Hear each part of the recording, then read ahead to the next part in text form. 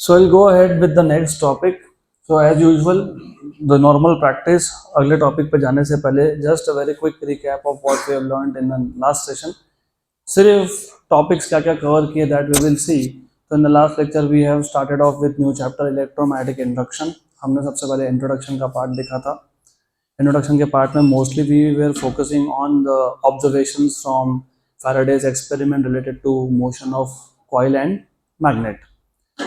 उसपे से उस एक्सपेरिमेंट के जो कंक्लूजन्स थे उसको दो लॉज के फॉर्म में प्रेजेंट किया. किसने? फैराडे ने. उसको क्या बोलते हो? Faraday's laws of electromagnetic induction. उसमें से जो फर्स्ट लॉ था, it tells you whenever there is change in the magnetic flux linked with the coil, an EMF is induced in the coil, which is qualitative law. दूसरा क्या था? Faraday's second law, quantitative law. What does that tell you? The magnitude of induced EMF is directly proportional to rate of change of flux linked with the coil. तो पहला law ये बताता है कि whenever you have a coil और अगर उस coil के साथ जो magnetic flux linked है वो change हुआ तो क्या induce होगा? EMF. Whenever there is change in the magnetic flux linked with the coil and EMF is induced in the coil. Second law बताता है, क्या बताता है? The magnitude of induced EMF is equal to or is proportional to rate of change of flux linked with the coil. Her second में कितना flux change हो रहा है उस पर डिपेंड करता है इंड्यूस ईएमएफ. फिर हमने देखा था लेंज लॉ. लेंज लॉ के हिसाब से जो आपके पास फैराडेज का सेकेंड लॉ है उसमें सिर्फ एक माइनस साइन लगाना है, E equal to minus d∅dt. It tells you that the direction of the induced current or induced EMF is such that it opposes the cause producing it. cause क्या था? change in magnetic flux. Good, पक्का पक्का. तो ये important points थे जो हमने कल कवर किया. Of course we have seen Faraday's coil and magnet experiment. I will not go into that. Of course we have seen conservation of energy लेकिन in Lenz law, but we will not repeat that. हमको अब देखना है अगला topic which is flux of the field. और क्योंकि हम लोग यहाँ पे मैग्नेटिक फील्ड्स की बात कर रहे हैं तो फिर इट इज अज्यूम कि तुमको पता होगा कि फ्लक्स ऑफ द फील्ड मतलब फ्लक्स ऑफ मैग्नेटिक फील्ड. तो हमने ऑलरेडी फ्लक्स डिफाइन किया है, उसको और एक बार डिफाइन कर देंगे. मैग्नेटिक फ्लक्स क्या होता है? The number of magnetic field lines passing through a given area normal to it is defined as magnetic flux. So the number of magnetic field lines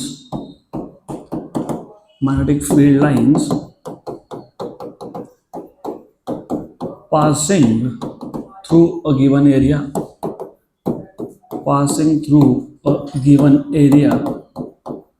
normal to it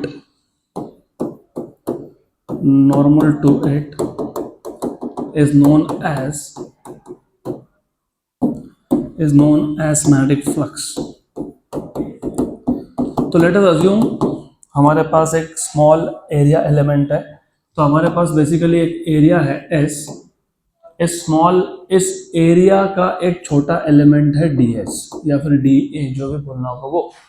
if you want to call it as DA, absolutely no problem. तो what we have is a small area element. Small element क्यों लेते हैं उसका reason बताता हूँ मैं आपको. But remember we have a small area element which is a part of a big area S. अगर इस रीजन में मैग्नेटिक फील्ड पास हो रहा है तो let us say magnetic field is like that. ये है मैग्नेटिक फील्ड का डायरेक्शन B बार. अब बाय डेफिनेशन हम लोगों ने फ्लक्स डिफाइन किया number of magnetic field lines passing normal to the given area. पर यहाँ पे जो मैग्नेटिक फील्ड है ये एरिया को नॉर्मल नहीं है, तो हम लोग क्या करते हैं? तो हम लोग एरिया को ही वेक्टर बना देते हैं. और एरिया को वेक्टर बनाओगे तो आपको डायरेक्शन एसोसिएट करना पड़ेगा. क्या करना पड़ेगा? डायरेक्शन एसोसिएट करना पड़ेगा. तो डायरेक्शन कैसे देते हो एरिया को? उसी एरिया पे नॉर्मल ड्रॉ कर देते हो और ये बन जाता है direction of area. Because area is a scalar quantity. If you want to convert that into a vector quantity आपको उस एरिया एलिमेंट को एक डायरेक्शन देना पड़ेगा. तो उस एरिया को हम नॉर्मल ड्रॉ कर देते हैं और वो बन जाता है डायरेक्शन ऑफ दैट एरिया. तो ये हो गया एरिया एलिमेंट का डायरेक्शन. इन दोनों में जो एंगल है वो क्या है? थीटा. क्योंकि by definition magnetic field lines which are passing normal to the area वही हमको मैग्नेटिक फ्लक्स में काम में आते हैं, क्योंकि मैग्नेटिक फ्लक्स का डेफिनेशन ही वैसा है. तो हम इसके दो कंपोनेंट करेंगे, एक होगा कॉस कंपोनेंट, और ये जो कॉस कंपोनेंट है मैग्नेटिक फील्ड का, ये पास हो रहा है एरिया को नॉर्मल, और एक दूसरा कंपोनेंट है साइन कंपोनेंट। ये जो साइन कंपोनेंट है ये एरिया को पैरेलल है। और फ्लक्स के डेफिनेशन में हम लोग परपेंडिकुलर कंपोनेंट्स की बात करते हैं, तो हम लोग जो पैरेलल कंपोनेंट्स है उसको दिखाते ही नहीं है। We don't want to show this also. तो रिमेंबर फ्लक्स के डेफिनेशन में, इसलिए मैंने बोला you have to be very careful. अगर कहीं पे नोट्स में टेक्स्ट बुक में नहीं लिखा होगा तो भी आपको मेंशन करना है, which is important. The number of magnetic field lines passing through a given area normal to it, perpendicular to it, is defined as flux. तो हमारे पास जो ये स्मॉल एरिया एलिमेंट है, इस एरिया एलिमेंट में से कौन सा कंपोनेंट परपेंडिकुलर है? B cos theta. Good. So therefore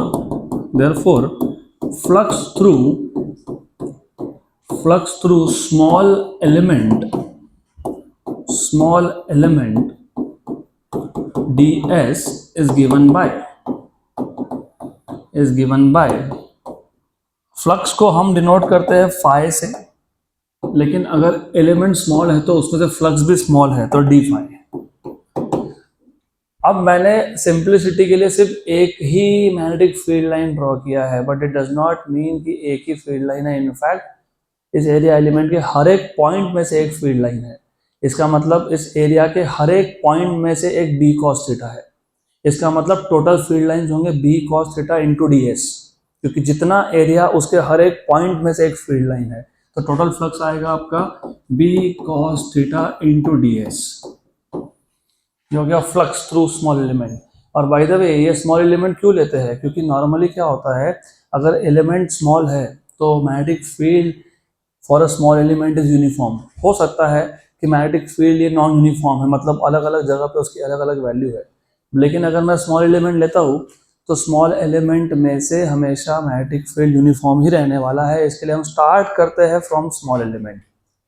तो व्हाट वी डू इज, अगर एक बड़ा एरिया भी होगा तो तुम उसका पहले एक स्मॉल पार्ट लोगे, उस स्मॉल पार्ट में से कितना फ्लक्स है वो कैलकुलेट करोगे, कितना है, d phi equals to B cos theta d s. ये हो गया फ्लक्स थ्रू स्मॉल एलिमेंट। पक्का पक्का इसको तुमको वेक्टर फॉर्म में लिखना तो लिख सकते हो, B bar dot D S bar. कहीं कहीं पे डी एस को डी ए लिखते हैं, does not matter, it is the same thing. Good. Why B bar dot D S bar? What was A bar dot B bar? A B cos theta. तो what will be BDS cos theta? B bar dot DS bar. पक्का? Good. So this is the flux through small element. अगर ये element खुद एक बड़े surface का part है तो टोटल फ्लक्स क्या होगा? So if this element is a part of large surface,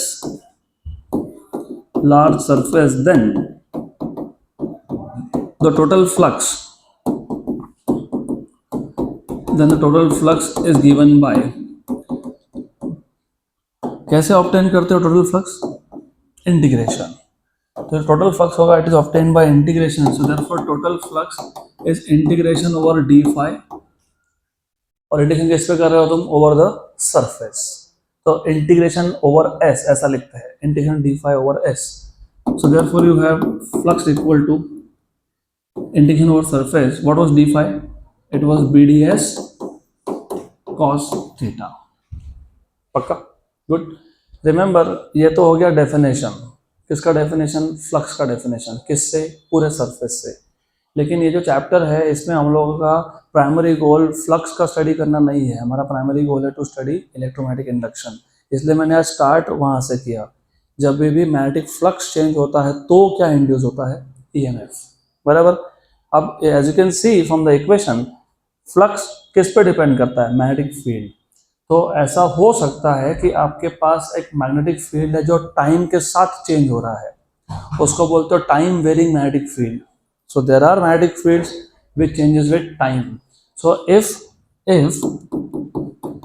the magnetic field in that region, if the magnetic field of course in that region changes with time, मतलब it is a function of time, changes with time, then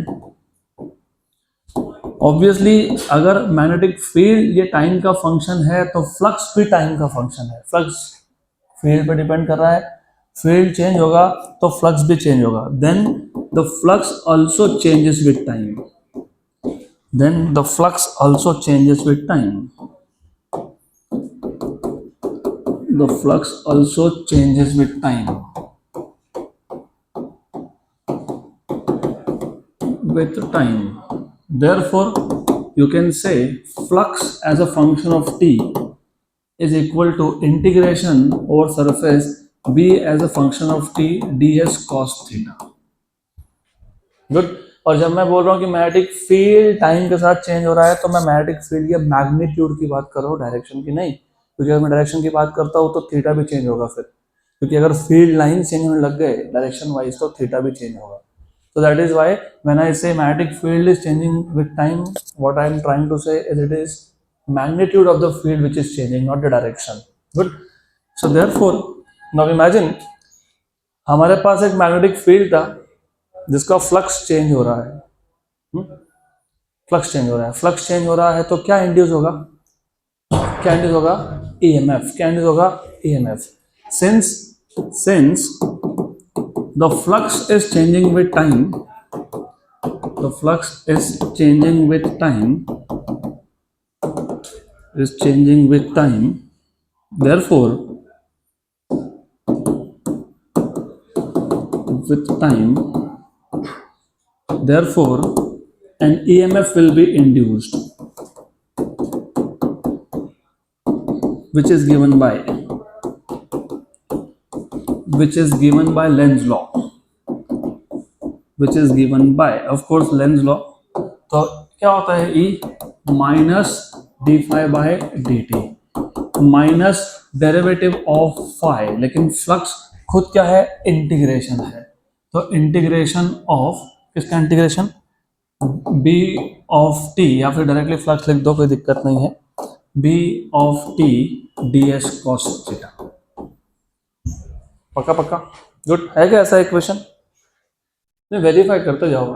do you see that such kind of equation at the last, है क्या ऐसा, है flux of the field में सबसे आखिरी में, नहीं होना ही चाहिए, ऐसा कैसे नहीं हो सकता, क्योंकि ये आपको जेई नीट के क्वेश्चन सॉल्व करने के लिए लगने वाला है, तो you have to know this particular equation दिया है, सिर्फ उसको वेक्टर फॉर्म में लिखा है, वो B bar dot D S bar लिखा है मैंने, that is given in vector form, तो यू हैव दैट, सिर्फ नेगेटिव साइड एक बार लिखो, you have minus D D T of integration B bar dot D S bar, and since B bar is a function of time तो यहाँ पे लिखा होगा B bar of T dot D S bar. Okay good, बहुत simple सा concept था। हमारे पास एक रीजन में मैग्नेटिक फील्ड है, उस रीजन में हमको फ्लक्स डिफाइन करना है, तो पहले हमने फ्लक्स डिफाइन किया, the number of magnetic field lines passing through area normal to it is defined as magnetic flux.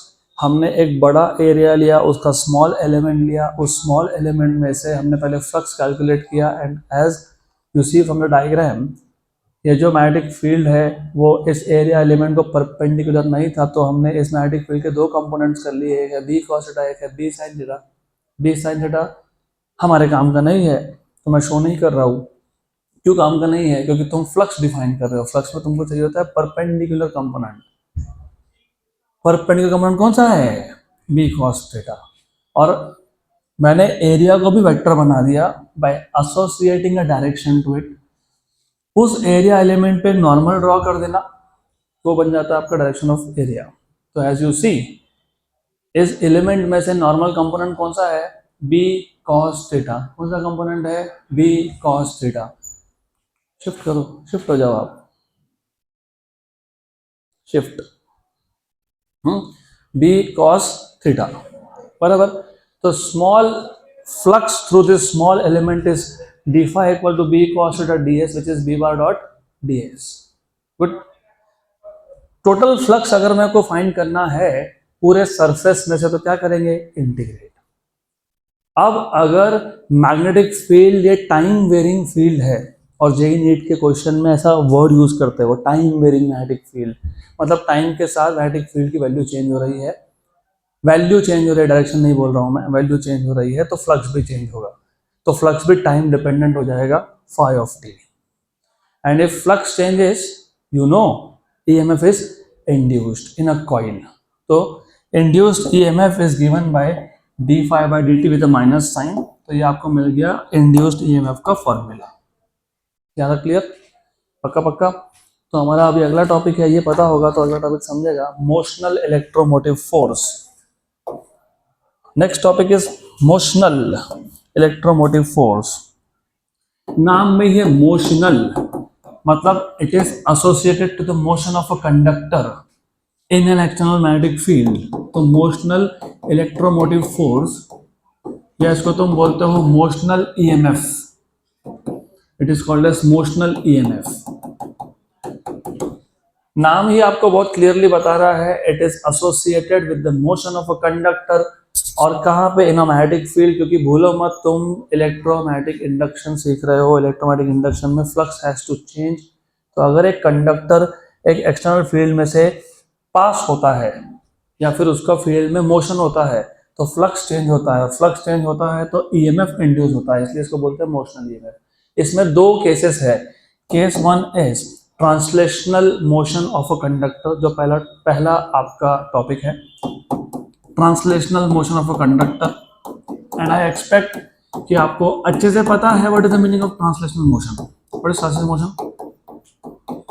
Linear motion is called as translational motion, बराबर। अब इसके दो टाइप के डेरिवेशन में बताऊंगा। एक है आपका टेक्स्ट बुक का, वो थोड़ा सा कॉन्सेप्ट अलग अप्लाई करते हैं, और एक है जो ज़्यादा इजी है, तो मैं दोनों बता दूंगा आपको। तो हम लोग इसके दो अलग अलग मेथड्स देखने वाले हैं, translational motion of a conductor, दूसरा है rotational motion of a bar.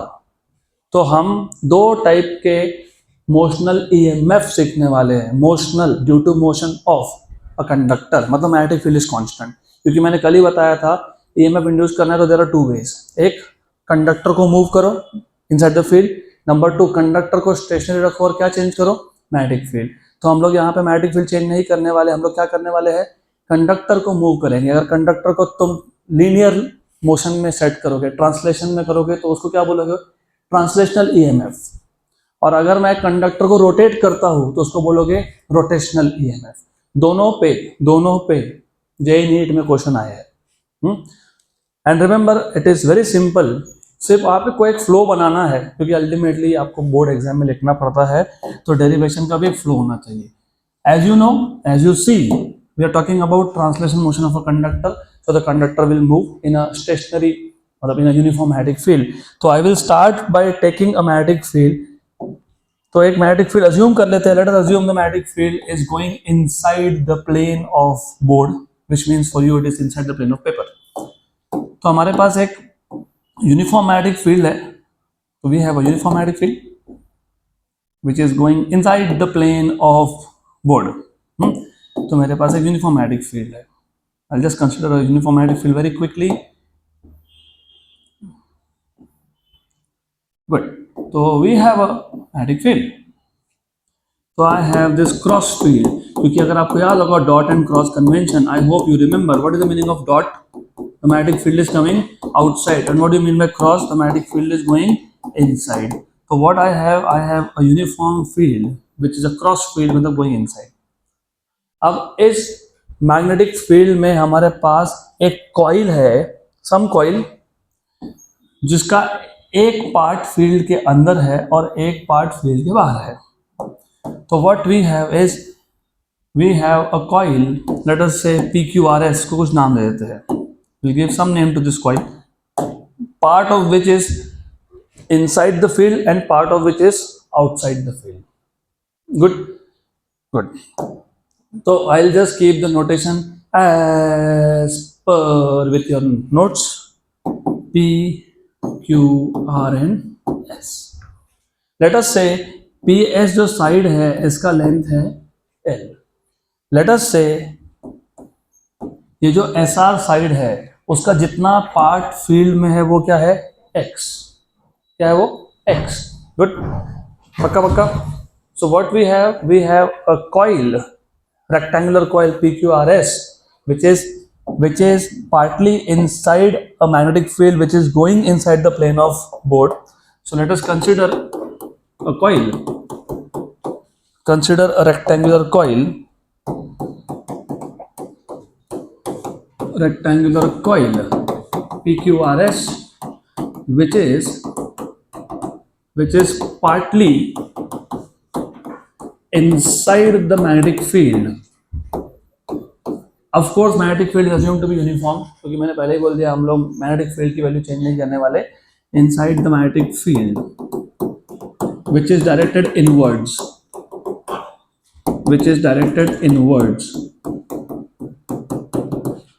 Cross field है ये, पक्का पक्का. उसमें से जो साइड लेंथ था, कौन सा साइड लेंथ था, PS, वो क्या है, L. So let the length of the side PS is small l and x be the length of side, कौन सा side, SR, of side SR which is inside the field. So let x be the length of side SR which is inside the field.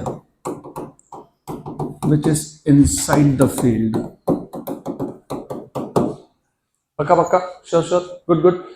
तो what is the initial flux linked with the coil? Diagram देख के बताओ. What is the initial flux linked with the coil? How do define flux? अभी तो बताया था मैंने, B bar dot A bar, ds bar मतलब a bar. ds is area, small area. a bar is also area, large area. तो b bar dot ds bar मतलब b bar dot a bar मतलब क्या, ba cos theta. What is theta? Theta is the angle between magnetic field and normal to the area. अगर मैं इस area को normal draw कर दूं तो वो भी कहां जाएगा, अंदर की तरफ. तो फील्ड का डायरेक्शन और नॉर्मल का डायरेक्शन क्या है, सेम है. तो एंगल कितना है, 0. तो remember you, this are basic things that you need to know. Therefore initial flux linked with the coil is, initial flux linked with the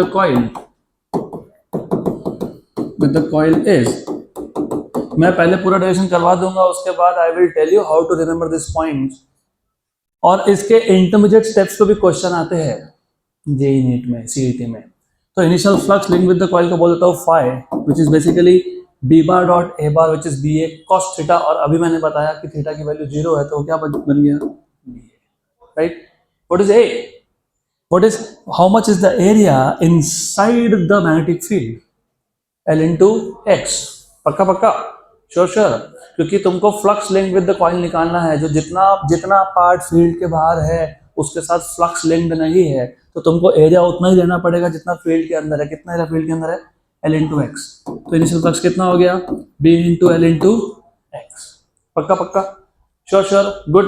अब तक मैंने कॉइल को मूव नहीं किया, अब हम कॉइल को मूव करेंगे outside. So let us move this coil outside the field with a velocity v. तो मैंने क्या किया, मैंने जो साइड था QR, इसको वेलोसिटी v के साथ बाहर निकालना चालू किया. सो लेट, और रिमेंबर मैंने आपको बताया कि हम लोग 2 डिफरेंट अप्रोच यूज करने वाले हैं to derive the same equation. और आपको डिफरेंस समझेगा सबसे लास्ट में कि दोनों में डिफरेंस क्या था. सेम इक्वेशन, 2 डिफरेंट मेथड, दोनों में यहां तक सेम है. इनफैक्ट अगला स्टेप भी सेम है. तो इक्वेशन नंबर 2 तक सेम है. तो let us move the coil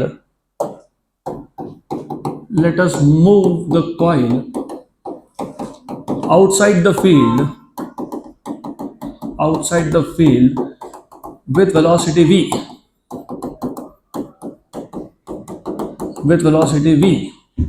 Good. तुम जैसे ही इस कॉइल को बाहर निकालोगे, what will change? Flux. So therefore the flux linked with the coil changes.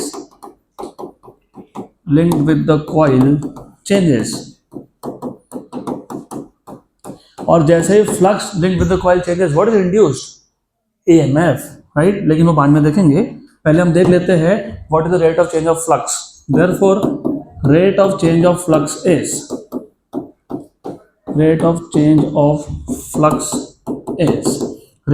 Of flux मतलब हर सेकेंड में कितना फ्लक्स चेंज हो रहा है. तो you have D phi by D T, सिर्फ डेरिवेटिव लेना है. What was phi, B into L into X. अब did I change the magnetic field? No.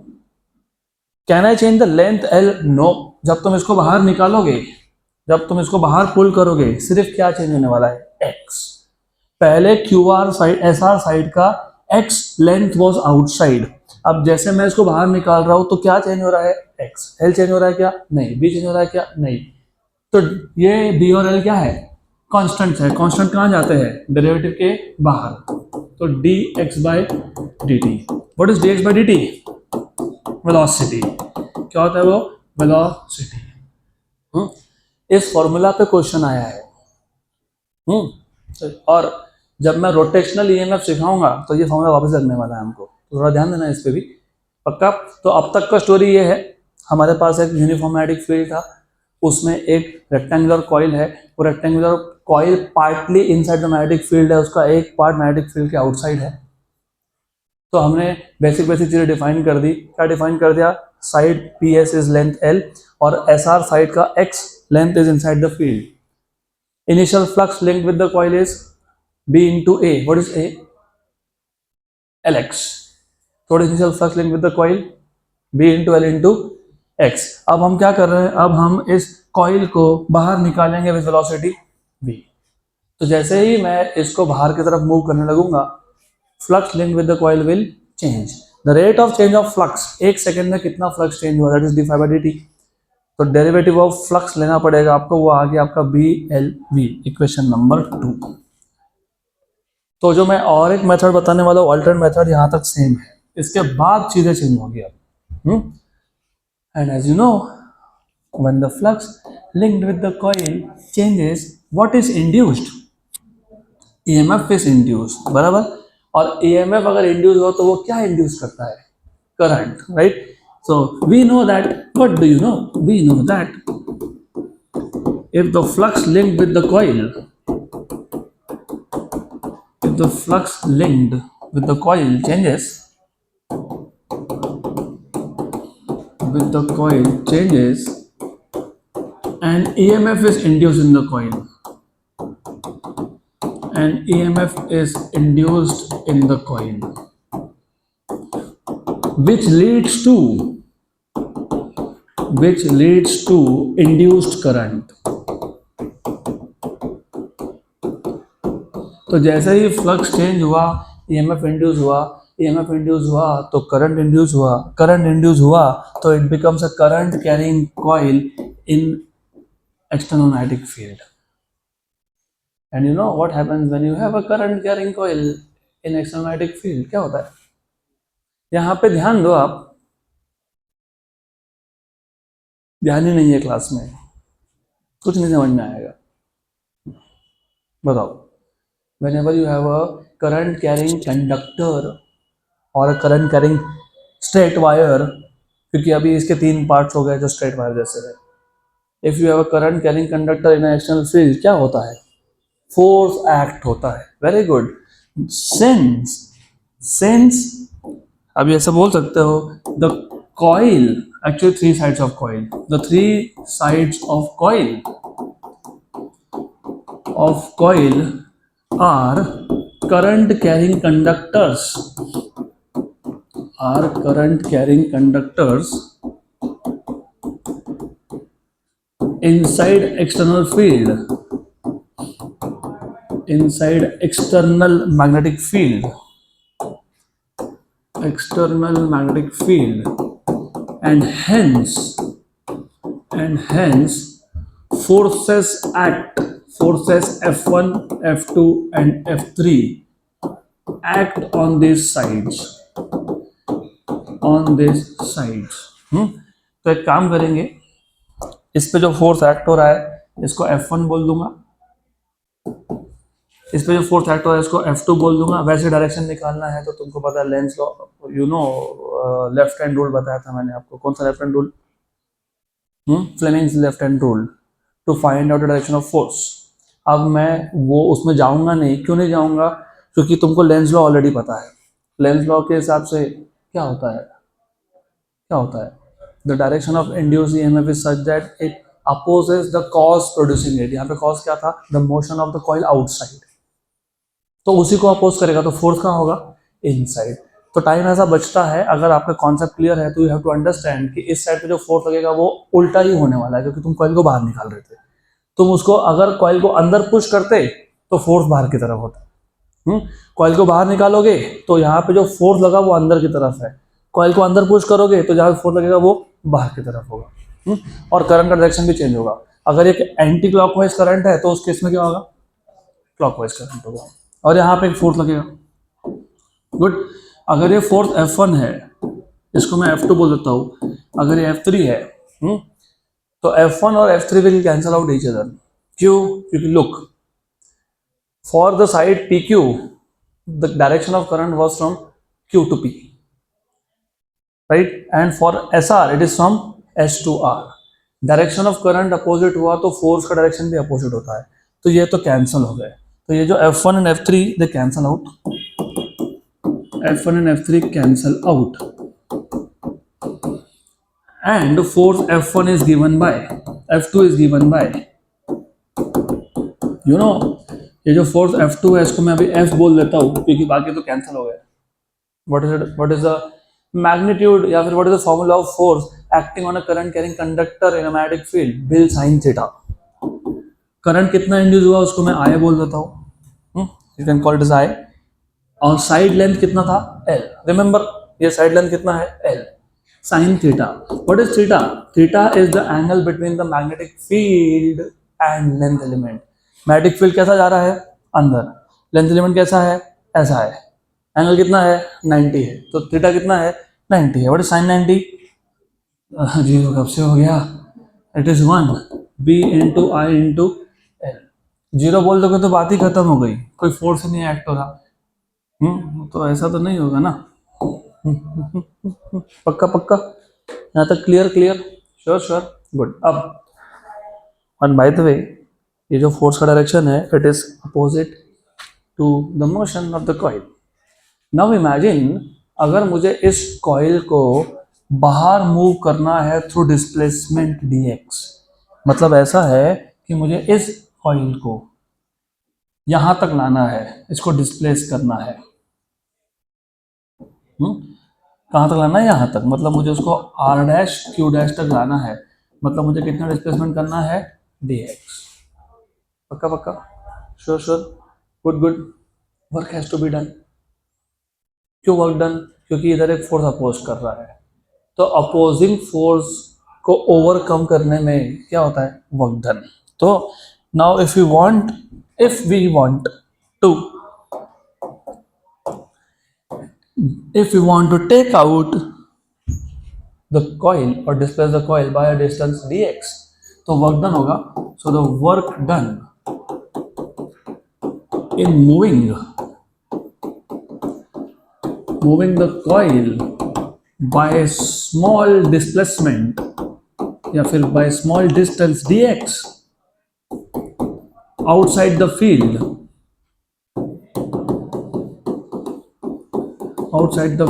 is given by so dw equals to f dx with a minus sign। क्यों minus sign? Negative sign indicates that the displacement and force are in opposite direction. Very good. So therefore dw equals to minus f. But what was f?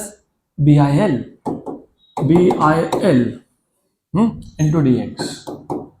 into dx पक्का पक्का, sure sure, 100%। इसको हम बोल देते हैं equation number 3। But we know that, rate at which work is done is known as power, है ना? एक सेकेंड में कितना वर्क हुआ, दैट इज पावर। तो power in displacing the coil by distance dx is dw by dt। And do you remember? नहीं याद होगा तो बता देता हूँ। पावर के 3 फॉर्मूला है, एक को तुम बोलते हो I स्क्वायर R, एक को तुम बोलते हो V स्क्वायर बाय R, और एक को तुम बोलते हो V इंटू आई, बराबर। The most suited one here is VI, क्योंकि यहाँ पे तुम इंड्यूस्ड EMF और इंड्यूस्ड करंट की बात कर रहे हो। हमने अब तक कॉइल के रेजिस्टेंस की बात ही नहीं की, तो we know that this is what E I, क्या है ये ई आई। तो यहाँ से तुमको डी डब्ल्यू मिल जाएगा, what is W E I D T. Equation 4 from 3 and 4 left hand side is same, so right hand side is also same.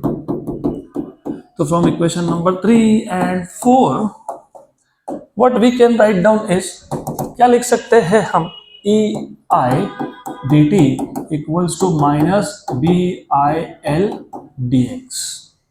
i हो गया cancel, therefore e equal to minus b l dx by dt, dt को वहां shift कर दिया।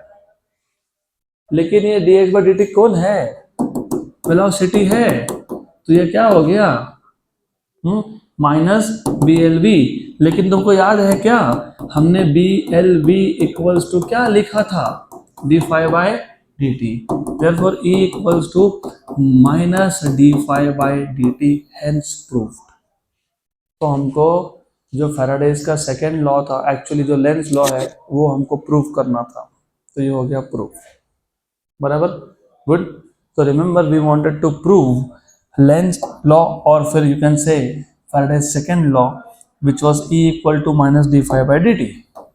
तो मैं एक बार फटाफट से कॉन्सेप्ट रिवाइज करूंगा, अगर ध्यान नहीं तो अभी ध्यान देना। हमारे पास है एक cross magnetic field, cross magnetic field मतलब magnetic field which is going inside the plane of board. तो you have a field which is going inside the plane of board. Inside लो आउटसाइड लो कोई फर्क नहीं पड़ता, सिर्फ यूनिफॉर्म फील्ड है, दैट इज व्हाट मैटर्स। तो यहाँ पे फील्ड यूनिफॉर्म है, तो the strength of magnetic field at every point is same. इस यूनिफॉर्म मैग्नेटिक फील्ड में हमारे पास एक कॉइल है PQRS which is partially inside. इसका एक पार्ट फील्ड के अंदर है, एक पार्ट फील्ड के बाहर है। I give it some name PQR and S। ये जो PS साइड है उसका लेंथ हमने ले लिया L, और ये जो SR साइड का जितना लेंथ फील्ड के अंदर उसको बोल दिया X। So the initial flux linked with the coil. तो अभी ये स्टेप्स याद रखना, तुमको सिर्फ 4 से 5 स्टेप याद रखने हैं। And since your primary focus is on competitive exam, तो बोर्ड्स के लिए टाइम कम मिलेगा, तो यहाँ पे ये ट्रिक्स काम आते हैं। 4-5 स्टेप्स है, डायग्राम तो तुमको ड्रॉ करना ही है। स्टेप नंबर 1, थोड़ा सा कनेक्ट करते जाओ। हम we are talking about electromagnetic induction, तो फ्लक्स चेंज होना चाहिए। तो पहले बताओ कि फ्लक्स कितना है initial, what is initial flux, B into A, what is A, LX। तो step number 1, equation number 1 is the initial flux linked with the coil, it is BA and A is L into X, तो BLX, right. अब आप इस coil को बाहर की तरफ move करोगे from the field with velocity v, तो you are moving the coil outside with velocity v। When you are moving it outside, तो what will change, flux will change. फिर आपको बताना पड़ेगा what is the rate of change of flux. तो rate of change of flux D phi by D T is D D T of B L X, B L बाहर, तो D x by D T which is basically V, तो B L V. ये बन गया आपका equation number 2। Okay good. अब क्योंकि यहाँ पे flux linked with the coil is changing and EMF is induce in the coil which will induce a current, तो यहाँ पे करंट इंड्यूस हो जाएगा in the coil. Good. Now since a current is induced, 3 parts of the coil are like conductors carrying current in external magnetic field। तो क्योंकि conductor carrying current जब external field में हो उस पे लगता है फोर्स, तो इन 3 साइड पे लगेगा फोर्स। एक पे फोर्स होगा अपवर्ड, इस पे होगा डाउनवर्ड, बिकॉज करंट का डायरेक्शन अपोजिट है, और करंट का मैग्नीट्यूड सेम है, तो फोर्स का मैग्नीट्यूड सेम है लेकिन डायरेक्शन अपोजिट है। तो ये जो F1 है और ये जो F3 है ये हो गया cancel, because they are equal in magnitude but opposite in direction. Good. Then F2 जो आएगा वो होगा FBIL sin theta, but theta is the angle between magnetic field and the length element और magnetic field they are perpendicular, तो हो जाएगा आपका 90 या 270, हम वैसे भी मैग्नीट्यूड की बात कर रहे हैं, तो force is BIL, equation number 3। और ये जो फोर्स है इट इज पॉइंटिंग इनवर्ड्स, क्योंकि तुम कॉइल को बाहर की तरफ मूव कर रहे थे और हमको लेंस लॉ ने पहले से बता के रखा है induced EMF is such that या फिर induced current is such that it opposes the cause producing it। induced current produce ही क्यों हुआ? because you tried to move the coil outside, तो वो उसको अपोज करेगा, तो वो जो फोर्स लगेगा वो क्या हो जाएगा? इनसाइड। तो ये आ गया फोर्स। गुड, पक्का पक्का। अब मुझे फाइंड करना है what is the work done in moving the coil outside by a small displacement dx। तो work done is F dx, but I will put a negative sign because force and displacement are oppositely directed. तो dw हो गया ये minus BIL dx, क्योंकि force BIL था। Equation number 4। But we also know that the rate at which work is done is known as power, and power is E into I, where E is induced EMF in the coil.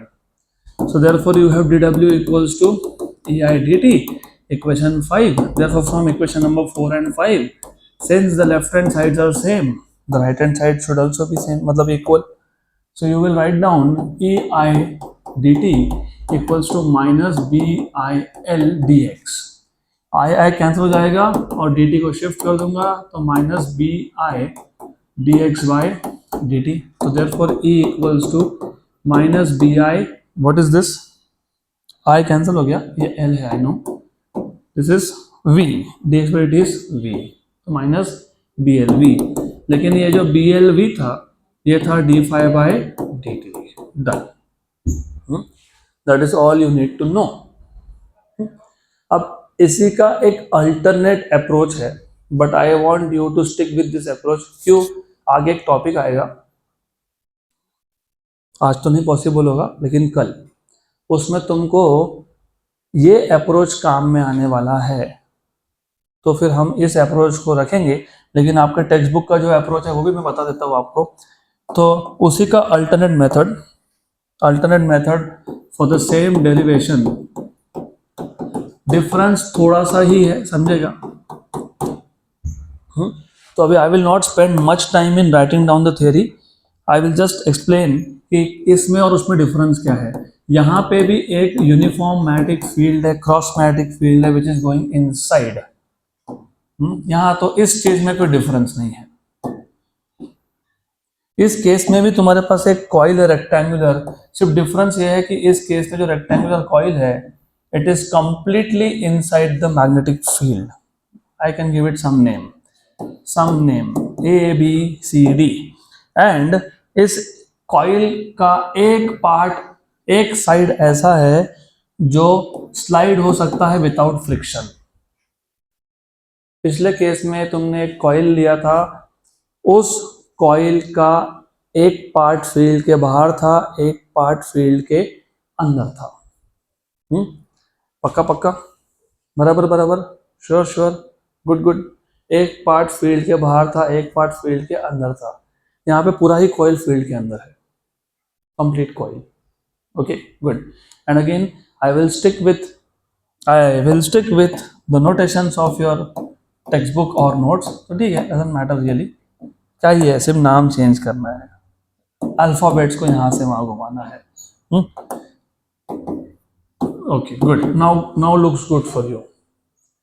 तो ये पूरा ही coil field के अंदर है, और इस side का length अभी भी मैं L ही बोल देता हूँ, और इसको मैं X बोल देता हूँ। रिमेंबर, यहाँ पे 3 साइड फिक्स है, कौन से? AB, BC and AD। Only CD can slide without friction, तो फ्रिक्शन हम लोग लेने नहीं वाले यहाँ पे। तो initial flux linked with the coil will be initial flux associated linked with the coil is phi equals to L into X, ये एरिया है, और B is the magnetic field, B into A होता है ना flux, तो ये क्या है, L into x.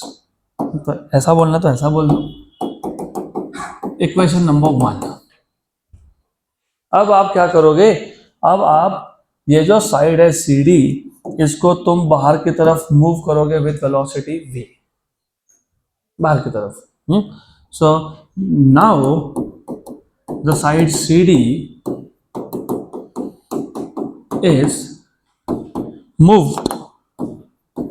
is moved outwards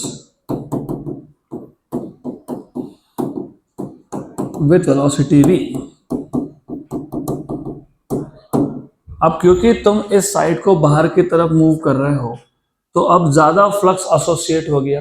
पहले एरिया कम था तो flux link depends on area, पहले एरिया कम था, जैसे तुम इसको बाहर मूव करोगे तो ये साइड का लेंथ बढ़ेगा तो फ्लक्स भी बढ़ेगा, right. So now the side CD is moved outward with velocity v and hence the flux linked with the coil changes.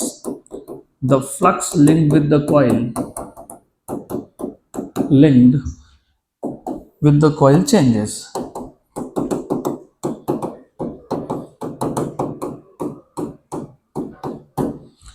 Rate of change of flux मतलब d phi by dt is given by rate of change of flux is d phi by dt, which is d dt of BLX। B change हुआ क्या, नहीं। L change हुआ क्या, नहीं। X change हुआ क्या, yes. तो क्या हो जाएगा, BLV। Equation number 2। यहां तक मैंने आपको बताया था डेरिवेशन सेम है, सिर्फ डिफरेंस ये था इसमें पूरा कॉइल शुरू से ही फील्ड के अंदर है, लेकिन उसका एक साइड स्लाइडिंग साइड है, मतलब एरिया एज अ वेरिएबल। आप एरिया को चेंज कर सकते हो। एरिया को चेंज करोगे by moving the side CD and flux will change. If the flux changes तो rate of change of flux होगा आपका BLV। पक्का। Now since the flux linked with the coil is changing, what is induced, EMF। और EMF induce हो तो क्या induce होगा, current, right?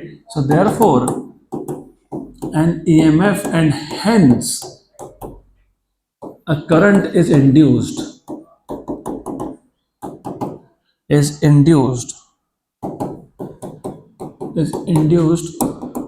in the coil। अब जब करंट इंड्यूस होता है तो क्या मूव होना स्टार्ट होता है, चार्जेस, क्योंकि motion of charges lead to current. तो अप्रोच यहां से आगे अब अलग है। They say in this approach since current starts flowing मतलब चार्जेस स्टार्ट मूविंग।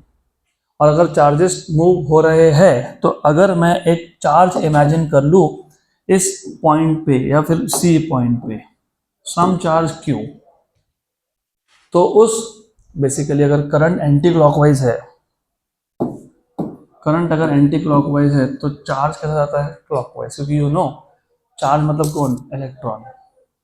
और इलेक्ट्रॉन का मोशन का जो भी डायरेक्शन हो, कन्वेंशनल करंट उसको क्या होता है, उल्टा होता है। तो अगर कन्वेंशनल करंट एंटी क्लॉकवाइज है तो चार्ज कैसे जा रहा है, clockwise. So since a current is induced therefore charges start moving.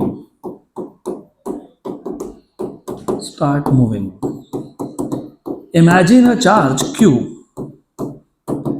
Imagine a charge Q at point C। अब इस चार्ज को C से D आने में वर्क होगा ना, अपने आप तो आएगा नहीं। तो work done in moving the charge from C to D is given by the work done in moving this charge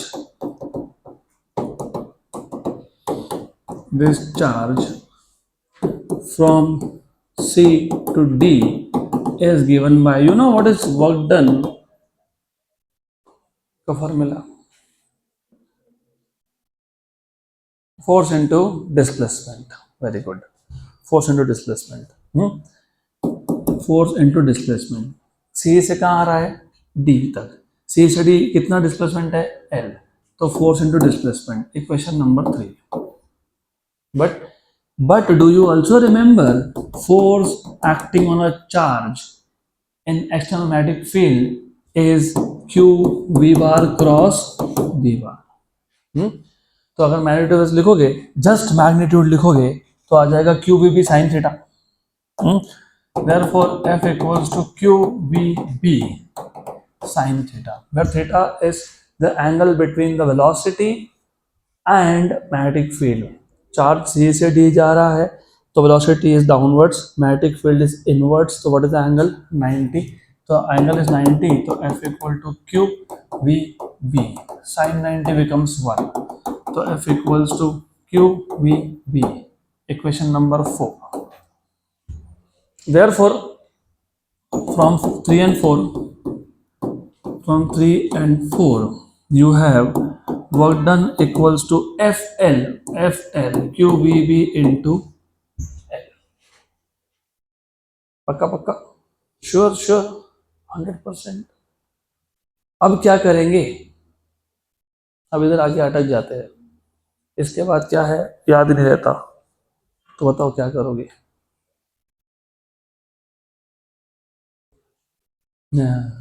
अटक गए ना, अटक गए. इसके बाद क्या करोगे, इलेक्ट्रोस्टैटिक्स. तुमको अल्टीमेटली क्या प्रूव करना है, फैराडेज सेकंड लॉ या फिर लेंज लॉ. मतलब क्या, E equal to, very good, E is EMF and EMF is voltage. And if you remember electrostatics, work done in moving a charge through a potential difference V is Q into V. तो वो formula याद होगा तो काम होगा, नहीं तो नहीं होगा.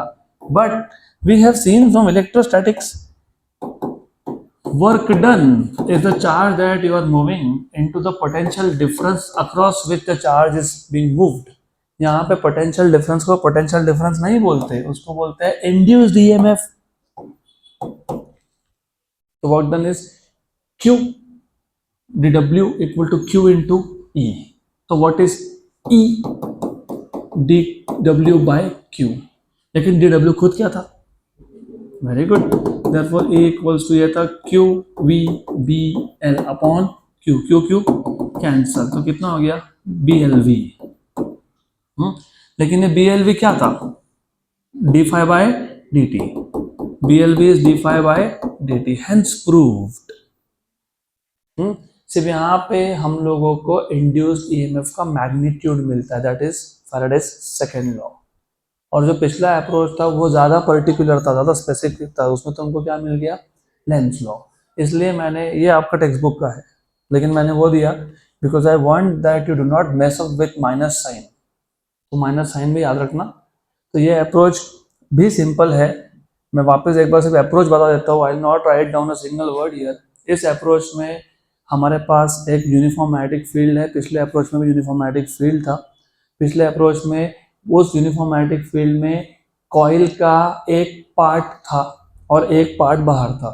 इस अप्रोच में पूरा का पूरा कॉइल शुरू से ही फील्ड के अंदर है, लेकिन इस कॉइल में 3 साइड्स फिक्स्ड है और चौथा side is free to move without friction, there is no friction. तो फ्रिक्शन हमको कंसिडर करना नहीं है.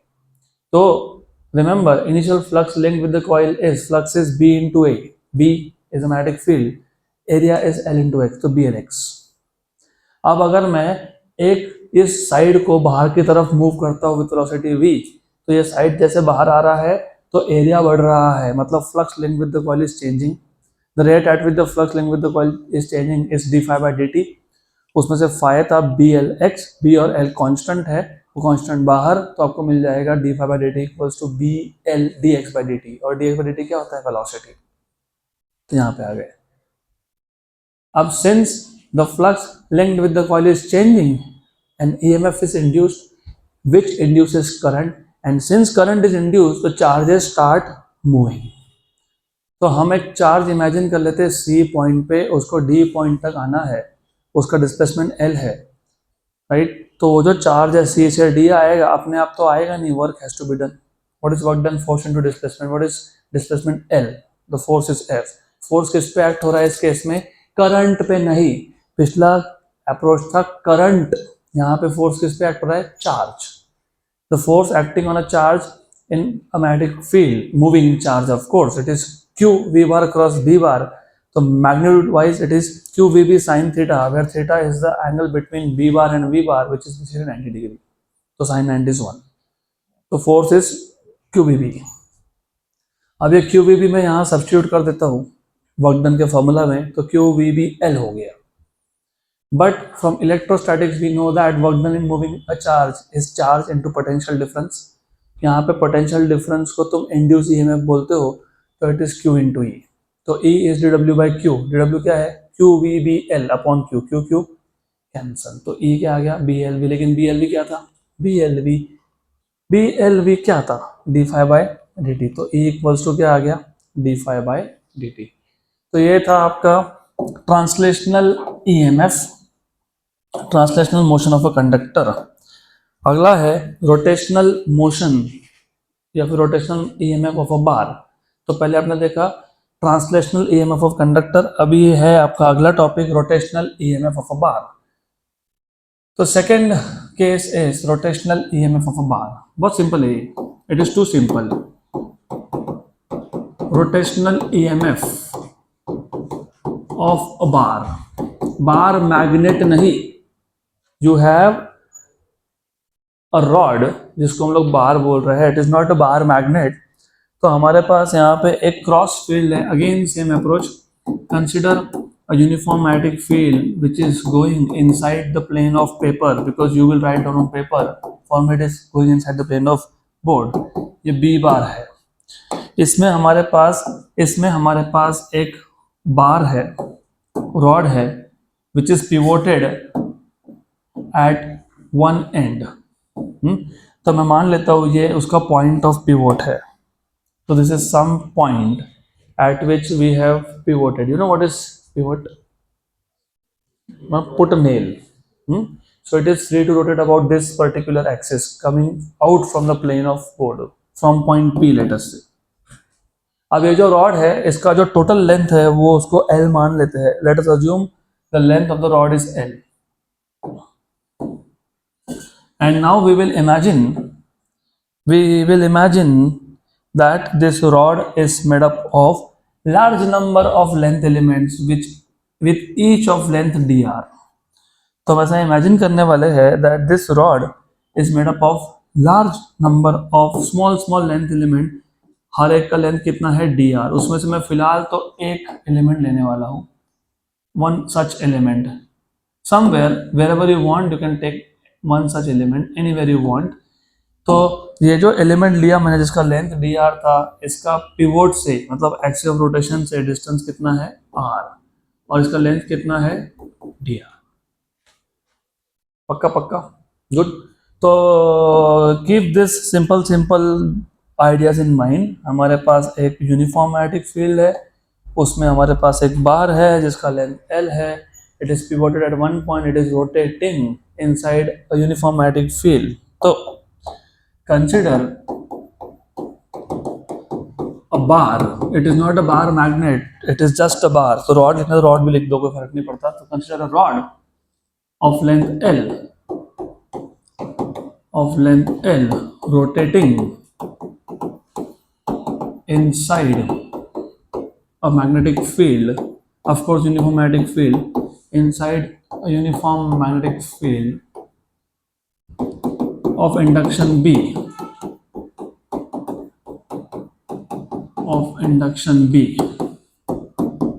Let the bar be made up of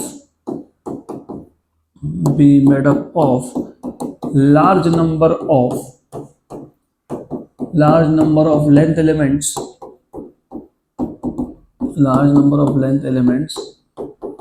each of length dr.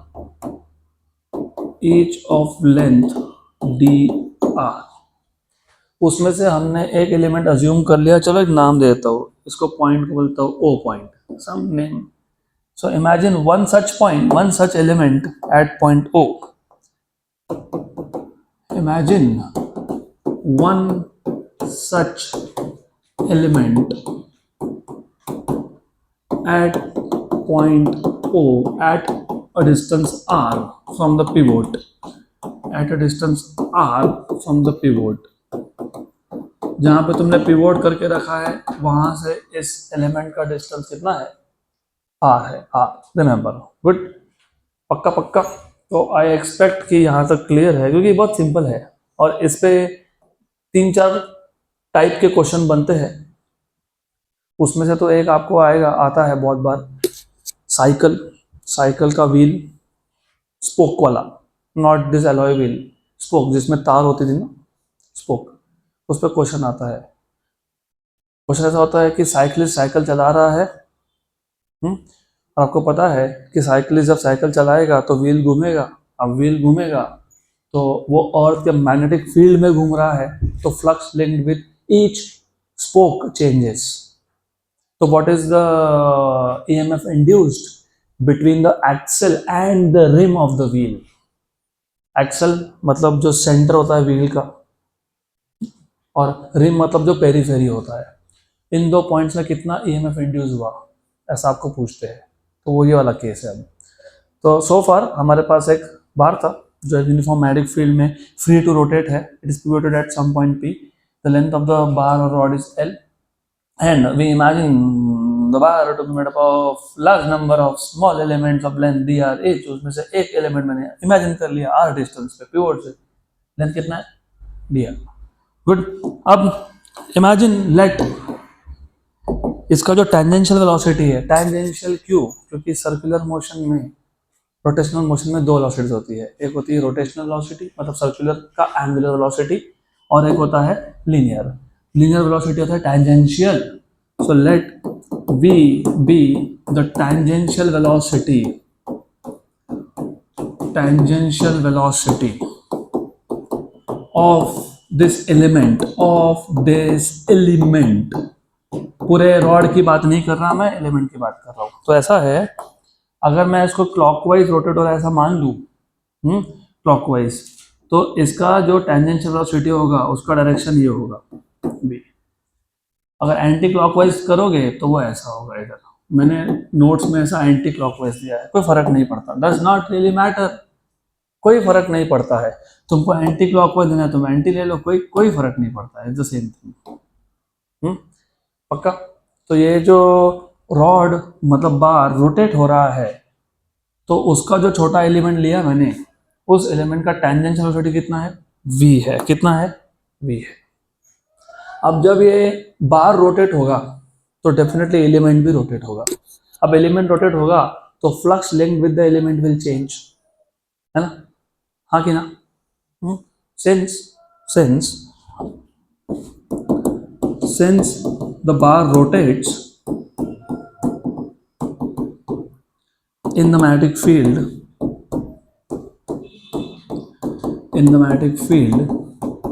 hence the flux linked with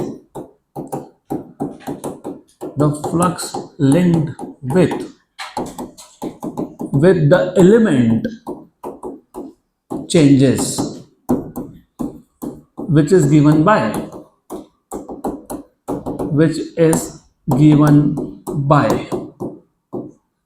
वो कैसे दोगे, हाउ डू यू, या directly तुम इंड्यूस ईएमएफ की भी बात कर सकते हो, you can say any EMF is induced. तो बताओ अभी, how do you find out what is the flux change, मतलब flux linked with the coil, coil मतलब यहाँ पे एलिमेंट। दोनों अप्रोच है, तुम डायरेक्टली ईएमएफ की भी बात कर सकते हो क्योंकि फ्लक्स चेंज हुआ। देखो मैं इसको सिर्फ, अगर स्टेटमेंट को मैं थोड़ा सा मॉडिफाई कर दूं, since the bar rotates in the magnetic field, hence the flux linked with the coil मतलब यहाँ पे element changes, right, and hence या फिर which leads to induced EMF in the element which is given by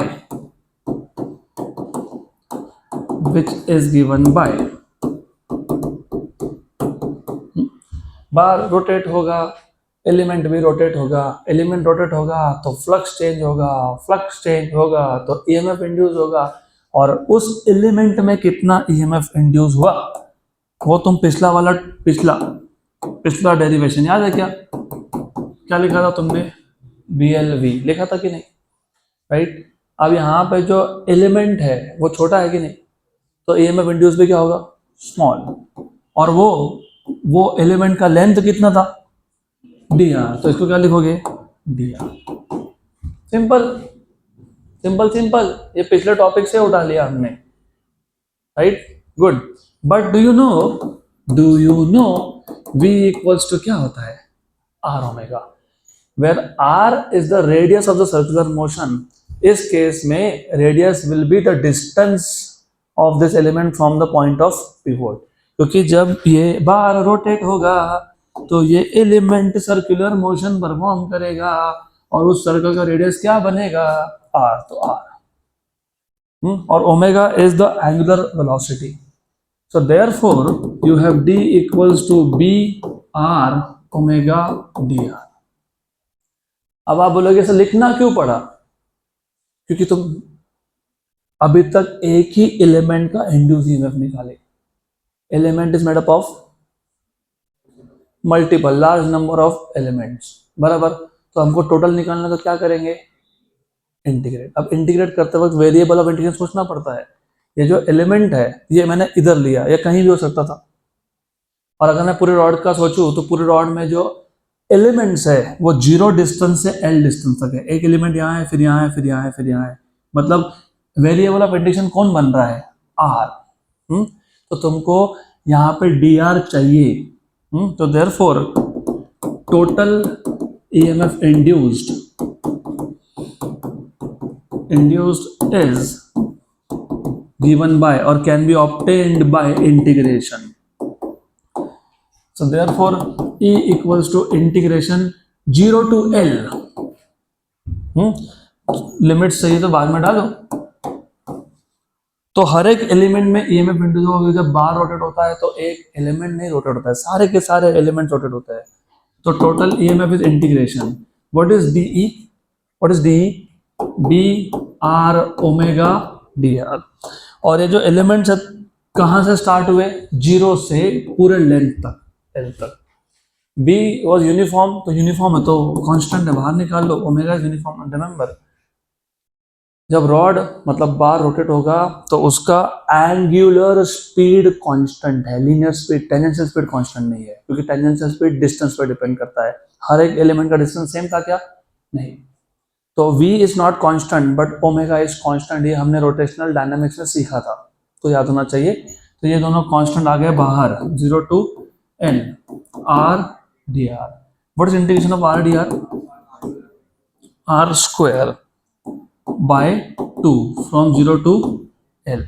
so therefore you have upper limit minus lower limit करोगे तो आ जाएगा b omega, upper limit is L square by 2 minus lower limit is 0।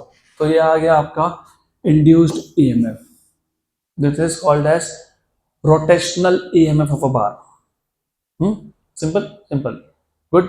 मैं एक बार वापस repeat कर देता हूँ, ये टॉपिक एक्चुअली बहुत सिंपल है।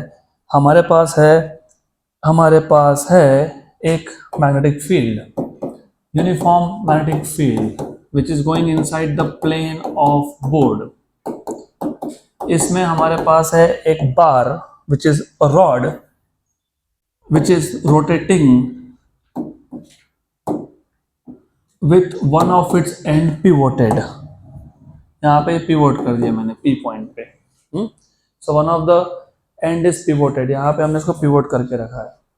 अब we imagine, of course the length of this rod is L। हमने ऐसा इमेजिन किया है that this rod is made up of large number of small elements each of length dr। उसमें से एक एलिमेंट हम लोग यहाँ इमेजिन कर रहे हैं, समवेयर ओवर हियर। तो the bar is assumed to be made up of large number of length elements each of length dr। उसमें से हमने एक एलिमेंट ले लिया r डिस्टेंस पे फ्रॉम द पिवोट और इसका लेंथ था dr at some point O। यहाँ पे ओ पॉइंट पे। पक्का पक्का, श्योर श्योर, गुड गुड, यहाँ तक तो पता होना चाहिए। अब जब ये रॉड रोटेट होगा तो ये बार रोटेट होगा तो ये एलिमेंट भी रोटेट होगा, मतलब एलिमेंट सर्कुलर मोशन परफॉर्म करेगा तो उसका जो टेंजेंशियल वेलोसिटी वो क्या है, v है। और जब ये एलिमेंट सर्कुलर मोशन परफॉर्म करेगा तो flux linked with this element will change, and since flux linked with the element changes and EMF is induced, क्योंकि ये एलिमेंट छोटा है तो EMF induce is also small. और हमने ऑलरेडी देखा ईएमएफ इंड्यूस का जनरल फॉर्मूला क्या बन गया, BLV। तो ये आ गया BLV, और L मतलब लेंथ ऑफ द एलिमेंट कितना है, dr, तो BV dr। लेकिन V क्या होता है, R ओमेगा। ये हो गया EMF induced in only one element. We want to find out what is the total EMF induced in the bar. So you can obtain this by integrating over all the elements. तो integration BR omega dr। ये जो elements है, मतलब छोटे छोटे elements है, वो पूरे रॉड में इमेजिन करके रखे तो 0 से L तक। तो B और ओमेगा कांस्टेंट था तो बाहर आ गया, अंदर बचा R dr from 0 to L। So therefore you have E equal to B omega integration R dr is R square by 2 from 0 to L। Therefore E equals to B omega upper limit minus lower limit। तो induced EMF in a rotating bar, मतलब rotational EMF is given by B omega L square by 2। Clear? So that was all about motional EMF, two types of motional EMF. Which two types? Translational and rotational. So I'll stop at this topic.